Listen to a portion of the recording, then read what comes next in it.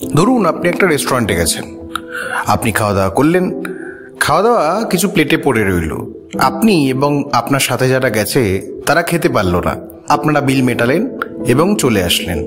রেস্টুরেন্টের কর্মীরা সেই খাবারটাকে একটা ড্রামে ফেলে দিল, সেই খাবারটা পচল। পরের দিন সকালে রেস্টুরেন্টের কর্মীরা তার পাশের ডাস্টবিনে সেই খাবারটা ফেলে দিল। একটি পরিবার যারা না খেয়ে থাকে তারা পরের দিন ওই নষ্ট হয়ে যাওয়া খাবারটা ওই ডাস্টবিন থেকে তুলে খুঁটে খুঁটে খেতে লাগলো, কারণ ওটাই তাদের সারাদিনের খাবার। এই দৃশ্যটা একবার কল্পনা করুন, দেখুন নিজের মন কি বলছে, নিজের বিবেক কি বলছে। এমন একটা দেশে যেখানে প্রতিদিন লক্ষ লক্ষ মানুষ ক্ষুধায় ঘুমায়, সেখানে খাবার নষ্ট করা অপচয় নয়, নীরব অপরাধ। বিশ্বজুড়ে প্রতি বছর 1.3 বিলিয়ন টন খাবার নষ্ট হয়, যার বাজার মূল্য $1 ট্রিলিয়ন।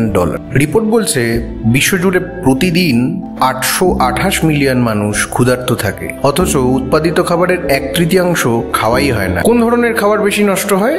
ধনীরা সাধারণত বেশি নষ্ট করেন তাজা ফল, দুধ, মাংস এবং প্রক্রিয়াজাত খাদ্য, যার বাজার মূল্য অনেক বেশি। রিপোর্ট বলছে ভারতে প্রতি বছর প্রায় 68 মিলিয়ন টন খাবার নষ্ট হয়।